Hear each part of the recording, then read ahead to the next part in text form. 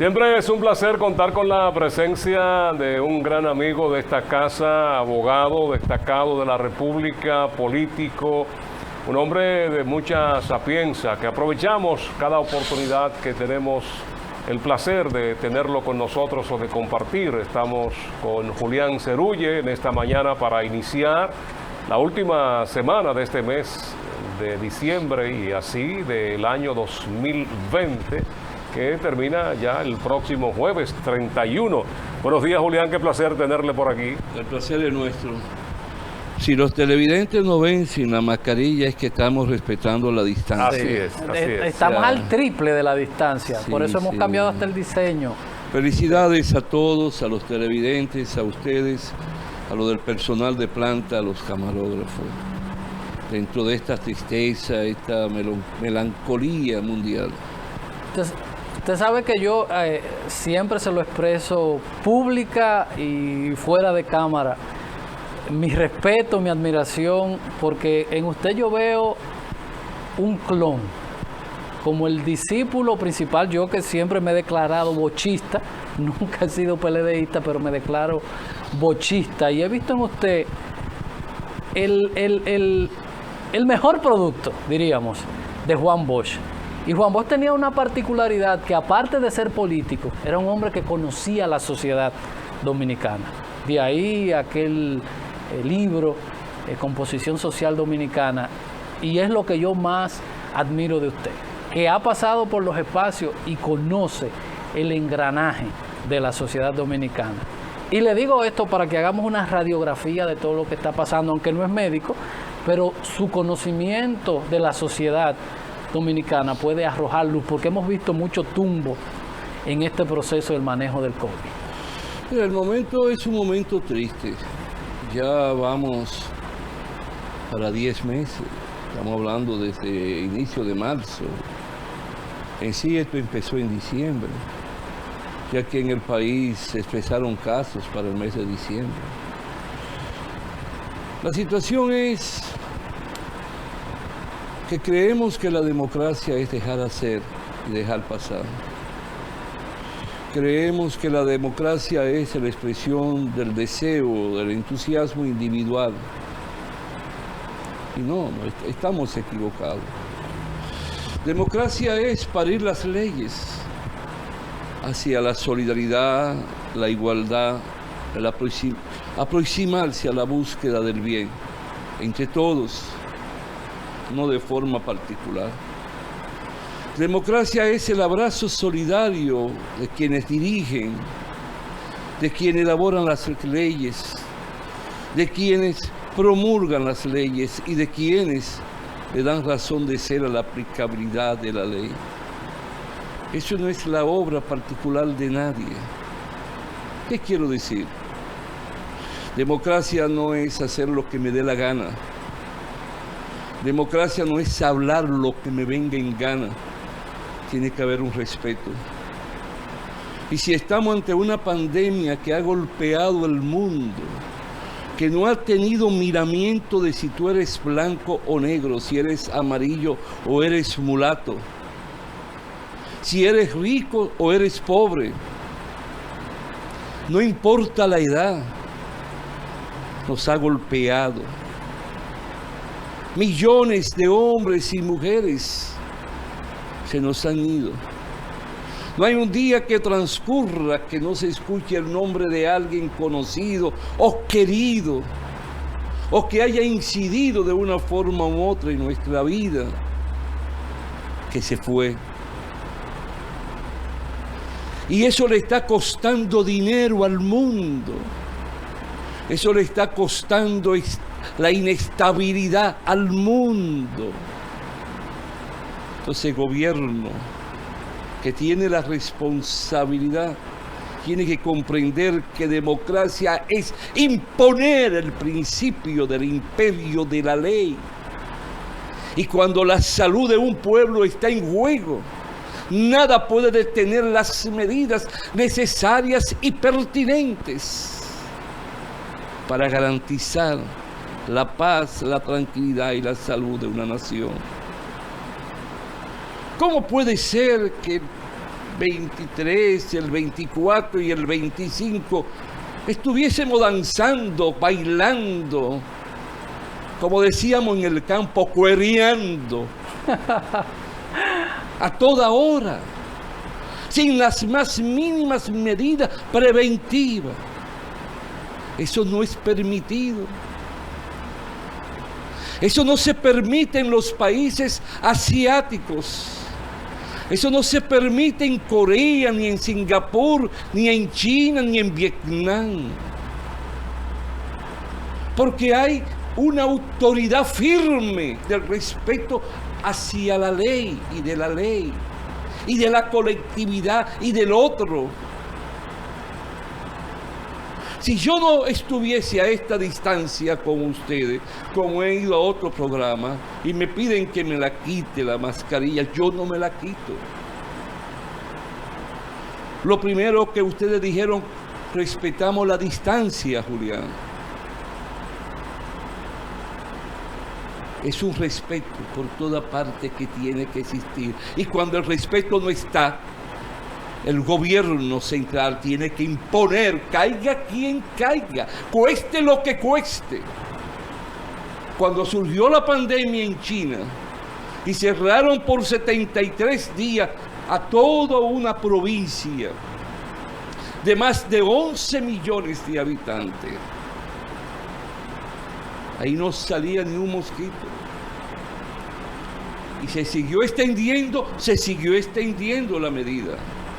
Y hoy China va a cerrar con un 3% de crecimiento económico.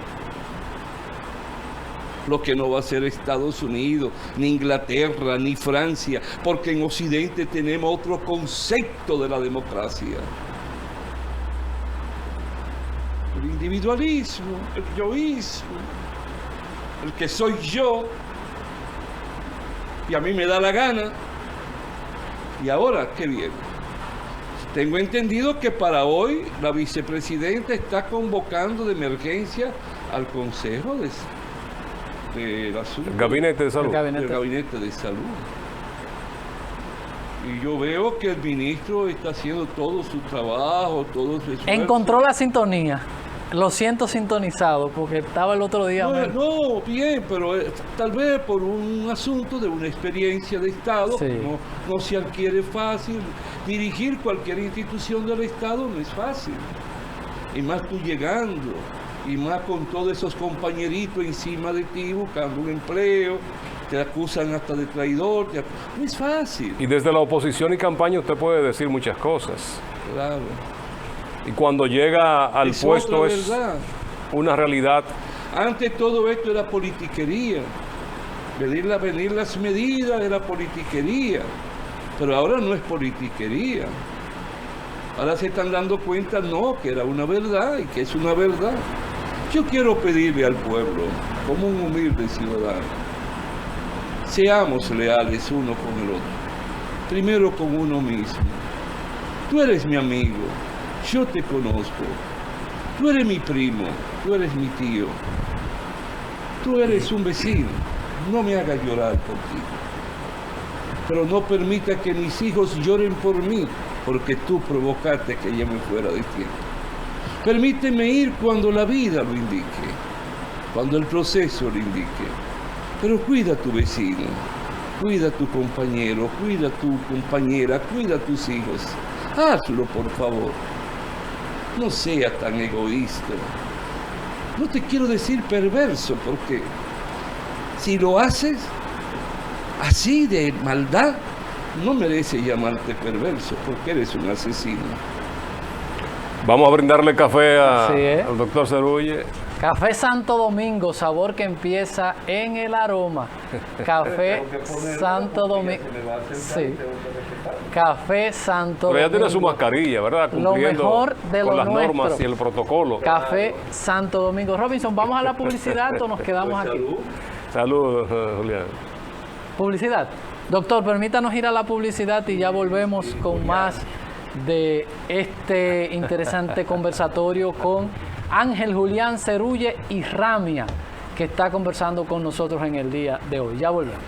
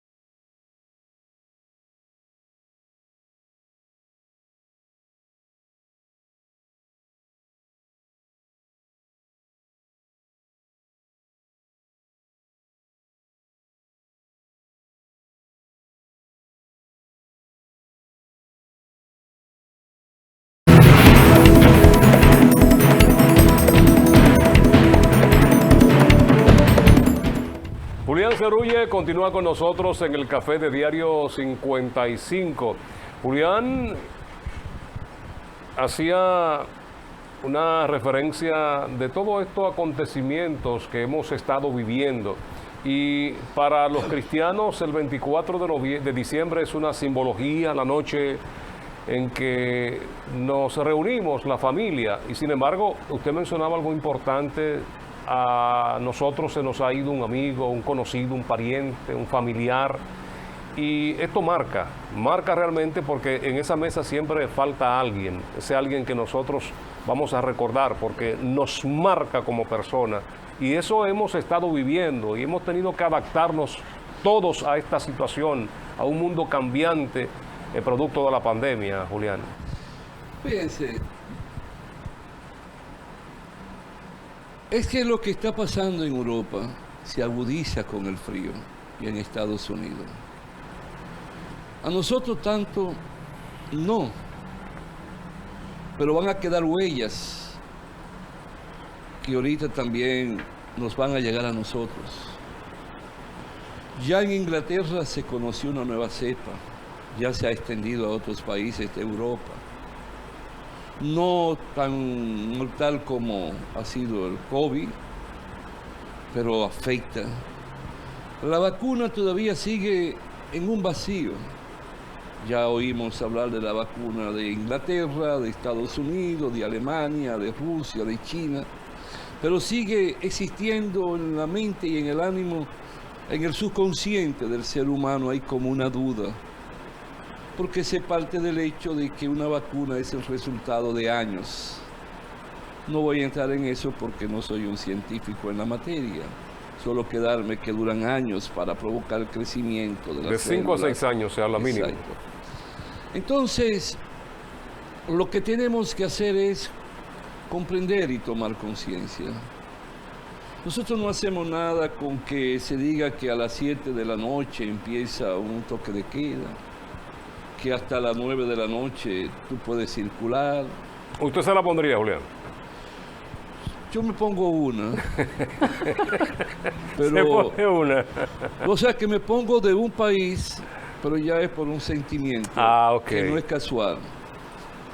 Es porque Rusia, históricamente, desde la época de los zares, siempre estuvo a la vanguardia de la medicina en el mundo. Es igual que el caso de Cuba. El prestigio de la medicina cubana no llega con la Revolución Cubana. Ya Cuba estaba por encima de todos los países de América, siendo colonia, que fue la última colonia que se independizó. Fidel lo que hace con la revolución es masificar la salud en Cuba, pero el prestigio como científicos, como persona destacada en la medicina, Cuba estuvo por encima. Entonces... Eso se extiende en el campo de la investigación. Sí, totalmente. Por eso tú ves que Cuba desarrolla sus laboratorios, sus escuelas de investigación. Por eso tú ves que los cubanos pueden ir a África cuando el ébola, que por primera vez los americanos y los cubanos caminaron juntos hacia la búsqueda de la respuesta. La Universidad de La Habana está rankeada entre las mejores del mundo. Sí. De medicina. Doctor, ahí mismo usted habla de Rusia, que hoy aparece en la prensa quejándose del tema del desequilibrio comercial que hay con las vacunas. ¿Pudiéramos nosotros, que estamos tarde, que vamos a empezar tarde en marzo, ver hacia esa vacuna, confiar y decir, no hay forma, Pfizer no... No hay forma. No hay forma de que este gobierno le pueda comprar a Rusia. No hay forma de que este gobierno le pueda comprar a China. No. Ya está marcado. Y el mismo presidente dijo por qué tienen que negociar con unos más y con otros menos. Pero la primera que se mencionó fue la de Oxford. La de Oxford es una vacuna que yo considero que tiene que ser buena. Pero todavía no está en el mercado porque No hubo un está, retraso porque con estamos hablando de Oxford. una de las fases. Oxford no se va a dar como universidad, como científicos, como analistas, como investigadores, el lujo de que nada falle, porque viene de miles de años, no cientos de años, miles de años. Es una cultura de esos países. Cuando él hablaba de la simbiosis con Juan Bosch, no. Aristóteles, no hay quien se parezca a Aristóteles. De Aristóteles se derivaron muchos elementos humanos positivos, pero no Aristóteles. Entonces esas universidades vienen de siglos y siglos, con un prestigio, donde la investigación, donde el análisis, donde el razonamiento es todo. Tú no coges un libro de Shakespeare en literatura inglesa, ni la misma literatura americana, y solo que te ponen a leer. No, ese libro, página por página, hay que discutirlo, hay que analizarlo. ¿Qué quiso decir? ¿Por qué escribió así? ¿Hacia dónde quiso trasladar sus pensamientos? Que eso es lo que carecemos los latinos. No nos enseñan a razonar, no nos enseñan a analizar, no nos enseñan a buscar el porqué, las causas, las razones.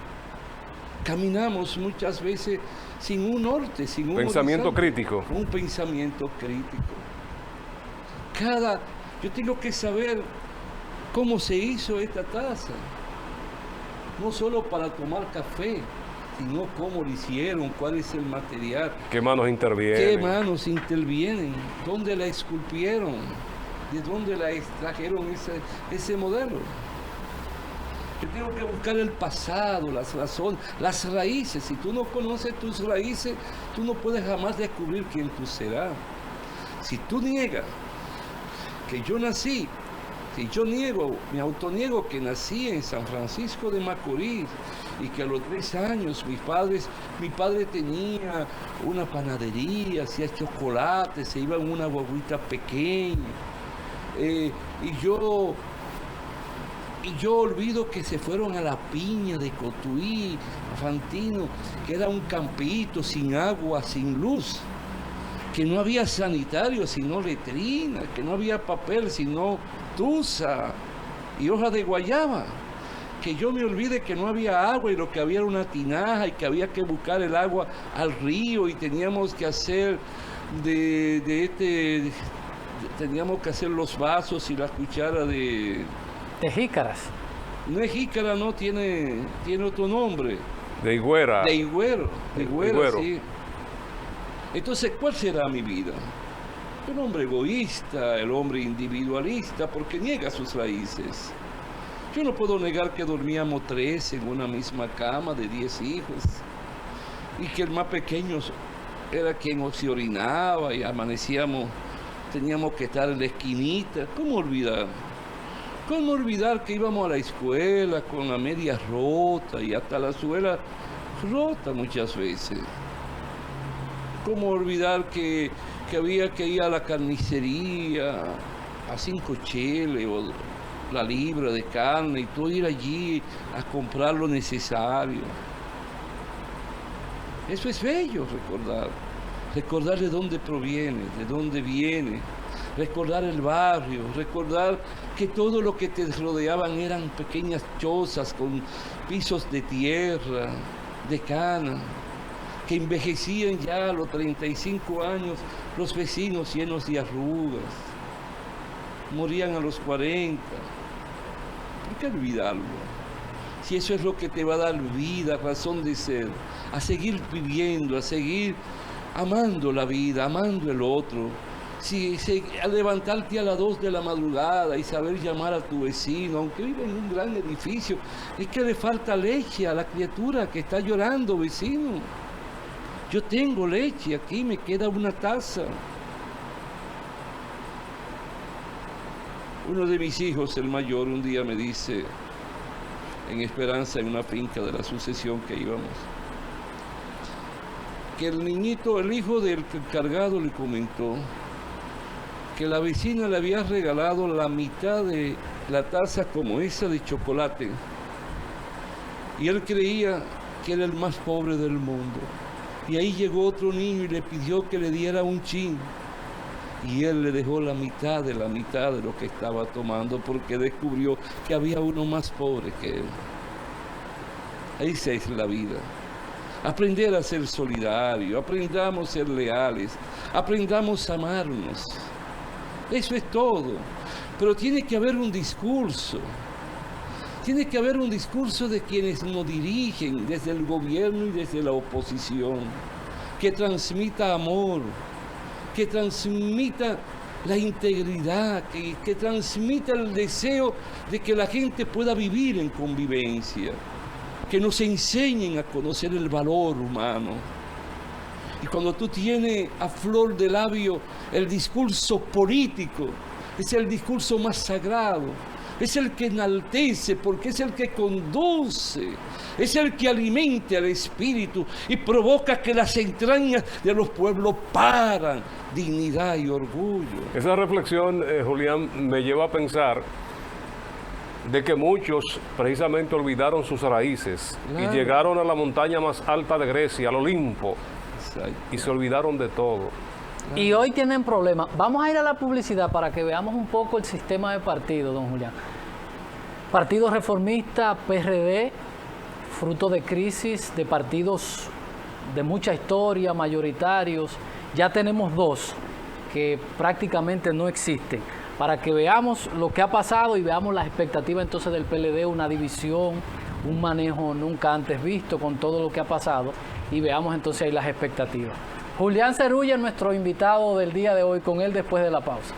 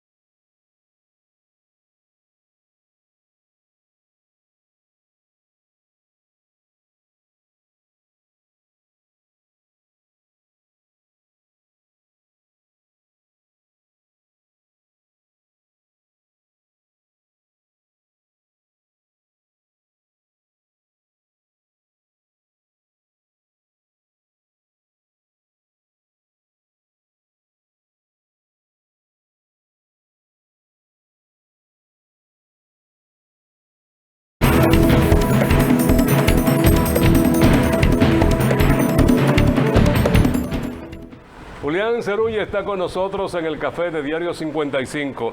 El sistema de partidos en la República Dominicana, Julián, y a eso yo quisiera agregarle, nosotros cuestionamos a los funcionarios, pero los partidos políticos también tienen que rendir cuenta porque reciben dinero del pueblo y muy pocas veces nosotros sabemos, vemos y ellos tampoco presentan. Ese dinero para mí, en sentido, no voy a decir todos, pero en sentido general, es un dinero mal usado. ¿Qué partido tiene una escuela para enseñarle política al pueblo? ¿Qué partido en estos momentos se comporta como un educador y forjador de conciencia de un pueblo? ¿Qué hacen ellos el primer, el segundo, el tercer año que no hay elecciones con ese dinero? Si no educan, si no forman. Un partido es una escuela de formación, de conciencia, no solo de una ideología, sino conocer la historia, conocer la geografía, conocer cómo marchan los pueblos del mundo, conocer las instituciones que inciden. Cuando Juan Bosch formó el PLD, empezó a escribir unos pequeños folletos que dieron razón de ser a los círculos de estudio. He dicho en este programa, en este espacio, en otras ocasiones, que por el frente de mi oficina, cuando estaba en la Restauración, casi esquina 30 de marzo, pasaba un platanero de Pekín, en una carretilla, de esa de madera, una carreta de madera, vendiendo plátano. Y un día lo encontré frente a donde estuvo el registro de títulos, que estuvo Agricultura, ahí en la Duarte con Restauración, un edificio amarillo, con un médico y un abogado discutiendo. Yo iba para el palacio porque me iba a pie. ¿Sabes de qué discutían? Discutían del Fondo Monetario Internacional y del Banco Interamericano, del BIC. Y el hombre era analfabeto, no sabía leer ni escribir, pero se aprendió el pequeño folleto que hablaba sobre el Fondo Monetario, porque había que leerlo cuando había un analfabeto en un círculo de estudio, discutiendo sobre el fondo y del fondo. Y le hizo un análisis, le explicó lo que era el fondo. Pues si tú no le hablas a un pueblo, si un partido no le habla, sino lo que hace son chismes. Siempre utilizo, porque usted ha dicho eso muchas veces, y siempre digo esa frase, que intelectual no es el que habla muchos idiomas, y siempre digo lo que nos enseñó Julián Cerulla en el programa, que intelectual no es el que tiene muchos títulos, habla varios idiomas, sino el que tiene la capacidad de crear y analizar. Mira, eso no es mío. Cuando yo estuve en París, compré un libro que habían escrito, lo de la promoción anterior, al año que yo estuve, que escriben, se llama Los Intelectuales. Y hay un artículo que habla de lo que es un intelectual. Intelectual es aquel que se introduce en las contradicciones que brotan de un pueblo y es capaz de salir con conclusiones. Se introduce en las contradicciones, se introduce en el mundo de la miseria, se introduce en el mundo de las fábricas, de los obreros, el por qué ese salario, el por qué esa vida, el por qué ha fallado el sistema de salud en el mundo, por qué nos cogió, nos tomó desapercibido el virus, el COVID, cómo nos encontró sin hospitales, cómo nos encontró sin el material médico, paramédico, de enfermería. ¿Por qué nos encontró sin los medicamentos? Hay que introducirse en esas contradicciones de esa sociedad. Y nos va a decir porque quisimos privatizarlo. Quisimos entregárselo al gran capital. Quisimos entregarle la salud de los pueblos a las ansiedades y a los intereses individuales y particulares. No, el Estado quiso desprenderse de una responsabilidad humana. ¿Cómo el Estado se desprende de un tentáculo tan profundo como la salud de un pueblo para entregársele a sectores del capital privado? Es una responsabilidad del Estado guiar. Costa Rica no lo ha sentido mucho. Pero José Figueres implantó en Costa Rica el sistema de seguridad social desde el 1946, desde que tomó el poder. Y ya comienzan a vacunar en Costa Rica. ¿Me explico? Y como dicen aquí para marzo. ¿Por qué en Cuba no se ha sentido tanto y han podido vencerlo? Porque es una responsabilidad del Estado que por encima deja de hacer todo, dejan de comprar vestidos bonitos, dejan de comprar zapatos de 3 o 4 mil dólares, dejan de comprar autos de Mercedes-Benz o lo que sea, pero lo invierten en lo poco que le tienen, lo invierten en la salud, forman su material humano. Calidad en el gasto. Pero un material humano que lo preparan, lo educan, lo concientizan para estar presto a servirle al otro.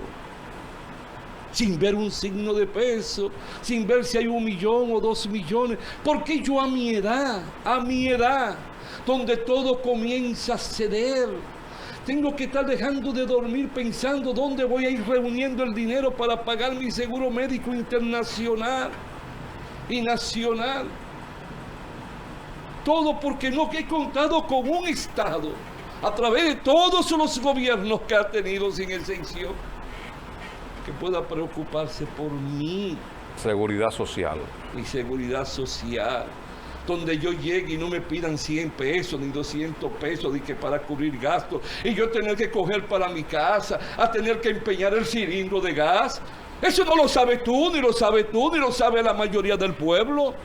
Pero yo lo he vivido porque lo he visto. En emergencia de clínicas se van. He visto una mujer pasar la receta lloviendo y tener que coger para la montaña del Limón de Villa González y tener que volver a devolver el medicamento porque no lo tiene en la cartera. Además se le va a sobrar para poder ver si llega pagando un vehículo. ¿Es eso lo que queremos? ¿Es eso lo que buscamos como pueblo? A través de gobierno, a través de los partidos políticos, ¿le hablan los partidos de eso al pueblo? ¿Le hablan los partidos políticos que los obreros deben organizarse, que deben crearse los sindicatos, que deben defender sus derechos? Eso no existe en nuestro país ya. Las asociaciones campesinas, ¿qué concepto tienen hoy? No. Lo que fue una esencia después de Trujillo, lo que fue una reivindicación, una conquista después de Trujillo, todo se nos fue de las manos, porque hemos sido castigados por tener dirigentes políticos que solo piensan en el poder o solo piensan sacar provecho del poder. No hablan con su pueblo, no dialogan con su pueblo, no educan a su pueblo. Y eso no es correcto, eso es triste para mí. No sé si me doy a entender. Y ni hablar, como decía el poeta y maestro Alberto Cortés, cuando hablaba de la vejez, la más dura de las dictaduras. Ustedes, mira, ya yo voy para 75 años. No hay una vejez digna. Y 50 años ya de ejercicio. Y lo que siento es que en vez de ir creciendo, me voy empequeñeciendo. Todo más difícil. Antes contábamos con jueces, por ejemplo, en mi mundo, que no habían hecho carrera judicial, pero eran jueces que daba gusto leer su sentencia, ver el interés, ver los aportes. Daba gusto leer la sentencia de la Suprema Corte de Justicia, da gusto, a mí me encantan desde la era de Trujillo. Desde Ruiz Tejada, todos ellos del pasado. Hoy vamos como hemos ido distorsionando, hemos ido cediendo derechos. En vez de ir obteniendo nuevos derechos, hemos ido cediendo derechos.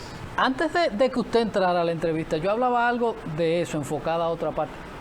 Por ejemplo, usted que no es de la media, aunque conoce los problemas, yo decía, ¿cómo trabajar con eso? Porque eso nos genera muchas cosas, de decir, oye, no tengo buena justicia, no tengo salud, no tengo educación, no tengo un Estado que me protege. Y eso genera un tipo de ciudadano apático, un ciudadano sin valores, porque dice, estoy fuñido como quiera. Pues yo te voy a poner un ejemplo para darles razón a tu inquietud. Yo soy chino, un ejemplo. Y yo termino mi carrera, pero quiero irme a Oxford. Yo quiero irme a una gran universidad alemana. Mis padres se preocupan, ya me van ahorrando, pero ahí está el Estado. Quien me recibe a mí en Inglaterra, quien me recibe a mí en Alemania es el embajador chino. Y el embajador chino es quien me guía donde yo voy a vivir. Ya me tienen guardado. 3 meses antes de yo terminar, porque ese embajador le da seguimiento a mi comportamiento en la universidad. Ya 3 meses antes el embajador llega a mi casa y me tira sobre la mesa un papel. Ese es el contrato. Póngale el precio. Porque no se me queda. Yo tengo sobrinos. Yo tengo un sobrino que ya va por la 4ª especialidad. Todo es micro. Estaba en Miami ya últimamente. Un hospital de Nueva York. Tiene 2 hospitales, uno al frente de otro. No, se lo cogió y se lo llevó. Para dirigir un departamento y en el otro convertirlo en escuela de la especialidad. Como existe en el sistema deportivo, Claro. que hay los cazatalentos. ¿Cómo yo pierdo un valor así? ¿Cómo yo me doy el lujo de que todos los días se me están yendo jóvenes profesionales brillantes? El director del principal hospital de Dubái es un dominicano, Santiago. Entonces yo te pregunto, cuando yo tengo una curiosidad, porque casi por la hora del trabajo, me pregunto, ¿y de qué le hablan los políticos que vienen a los programas? ¿Le hablan para educar a un pueblo? ¿Le transmiten mensajes de optimismo, de lucha, de cómo vencer las incertidumbres, cómo vencer la agonía? Le dicen, mira, yo sé que en tu casa hoy no hay más que tal vez un plátano que hay que sancochar. Pero mira, dile a tu mamá que te lo haga un mangú y con la misma agua del plátano se la eche encima. Y dile que coge el queso y se lo derrita y cómetelo con orgullo, que un día va a ser diferente. ¿Qué? A los pueblos hay que hablarle. Eso decía, el dominicano, la media, perdió la esperanza. Y cuando usted no tiene esperanza, no tiene expectativa. Pero tú no puedes permitir que él la pierda, ni tú puedes, porque ustedes son parte de una generación diferente. Tiene que haber en ustedes el deseo de no ser mandaderos, ni ser esclavos de lo que quieren que tú hagas, lo contrario. El solo hecho, Julián, de un estudiante ingresar a una de esas universidades, hay que darle seguimiento, porque Claro. usted tiene que mantener una calificación, una capacidad Así es, Fran. que le permite no solamente la parte económica. Vimos ahora recientemente que alguien pagó muchísimo dinero y sobornó para que sus hijos pudieran estudiar en una universidad con un índice bastante bajo, que no calificaba, y lo llevaron hasta los tribunales y expulsaron gente Eso es de la sagrado. universidad. Mira, yo que estudié en la Universidad de París, no me gusta hablar de eso, pero es parte de mi vida. Yo te puedo decir que cuando llegué no dominaba el francés. Me ponen 2 trabajos prácticos de los sábados que nos daban una profesora especial asistente del titular de la materia originaria. Y un tercer sábado me dice, Monsieur Cerule, tengo una receta para su problema del francés. Y me entregó un papelito. Yo asustado, cojo mi papelito, búsquese una amiga francesa. Ese mismo día tuve la suerte en el metro, en el tren, que la conseguí. Me hablaban que los profesores eran personas inaccesibles. No, a esa, que había sido juez del Tribunal Laboral de París, la invité a cenar.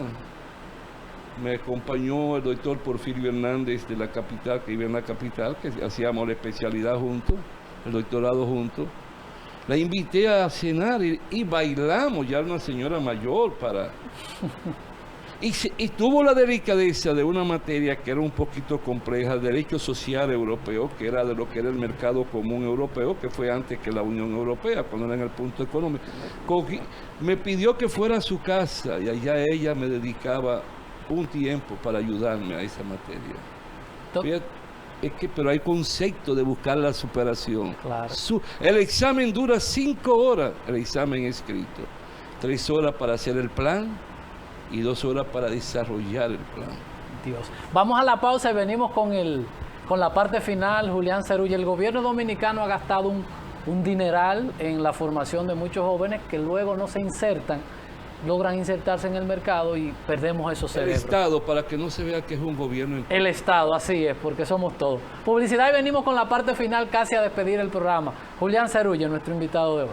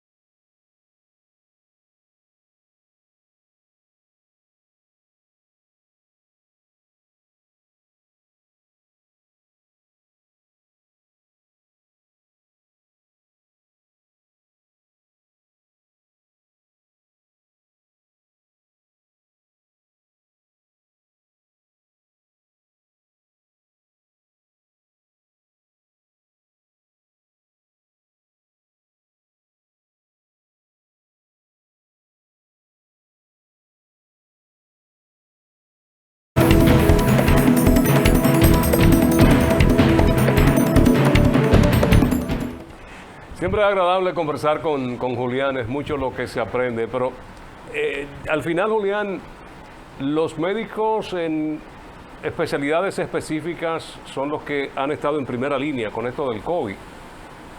En su calidad de experto laboral, me imagino que también ha sido para usted un arduo proceso el que se ha estado viviendo con esto de los trabajadores. Claro, porque los trabajadores han sufrido, porque al venir una suspensión reciben lo que el gobierno empezó cuando Danilo a darle, creo que 5.500 pesos, después otro. Pero al mismo tiempo siento lo de las empresas, todas han sufrido, todas se han sido afectadas. Nosotros, el gran inversionista tiene miedo ahora mismo, porque es que lo que está por llegar no lo tenemos en una bola de cristal, en una bola mágica.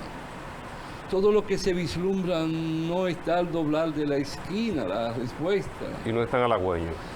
Yo conozco empresarios que han tenido que coger dinero prestado en bancos extranjeros, americanos, en dólares, pagar intereses en dólares. Yo he estado en hoteles donde no hay ni un 5%. Todo eso le parte el alma a uno, porque entonces hay millones de hombres y mujeres que no están trabajando y no saben cuándo retornarán al trabajo. Por eso es que la medida tiene que ser drástica, no es complaciente, no es condescendiente, aunque no guste, pero sí hay que cerrar el país. Fíjate, yo me preguntaba hoy al despertar, o sea, antes de venir para acá, mientras me lavaba las caras. Bueno, si ya el jueves es el 31, el viernes es 1, y me dicen que el lunes también va a ser día no laborable, ¿por qué el gobierno desde el miércoles no cierra el país? No pensando en 31, no, cerrar el país de golpe. Nadie puede salirme de su casa. Que voy ahí donde un familiar, un hermano, mis padres, nada, cerrado el país. No es medida populista. Pero ese no puede ser mi problema como presidente. Como presidente yo no tengo que caerte simpático a ti, ni simpático a ti, porque yo no tengo que estar buscando votos con mi medida. Tengo que salvar la nación. Tengo que proteger mis niños y mis niñas. Tengo que proteger mis ancianos y mis ancianas por encima de todo. Y me dirijo drásticamente al país. Y mis Fuerzas Armadas y mi Policía Nacional, nadie se va a burlar de ellos como lo hacen los pobres que están haciendo todo lo indecible mucho. Lo agarran, lo llevan, lo sacan y le sacan la lengua. Eso no es democracia. Eso no es respeto a un pueblo. El estadista tiene que imponerse al pueblo. Cuando Churchill le habló a Inglaterra en la Segunda Guerra Mundial, cuando Churchill trazó el camino, por ahí estuvo el pueblo inglés. Nadie cuestionó la medida de Churchill, porque no es un asunto individual, era la dignidad, la protección, la autodeterminación del Estado y del pueblo inglés. Cuando Charles de Gaulle le habló a los franceses desde el exilio, diciéndole cuál era el camino, aquel pueblo se puso en fila para desprender de su líder. No. Cuando Putin habla en Rusia, hasta los árboles tiemblan. No es por miedo, por respeto a la autoridad que impone. Doctor, muchísimas Estoy explicando, sí, Claro. el tiempo. Señor presidente, cierre el país, prepárense en 2 días, aunque sea poco, pero cierre el país a partir del miércoles al mediodía. Ciérrelo hasta el lunes. No importa quién lo critique, pero cásese con la gloria. Gracias, Julián. Para nosotros, como decíamos al inicio, siempre es un placer. Julián Cerulle, que tiene el respeto de la sociedad dominicana por su comportamiento. No se trata de muchas veces lo que uno dice, sino lo que uno hace. Y lo más importante es pasar por los espacios y dejar huellas. Y salir y andar como anda Julián, que ha sido un político que ha ocupado importantes posiciones y puede andar y contar con el saludo y con el aprecio de la gente por sus acciones y por su comportamiento. Para nosotros de verdad es un ejemplo de santiaguero, de dominicano y más que todo como político siempre lo vamos a tener como referencia. Gracias a él por haber sacado este tiempo para compartir con nosotros y ustedes.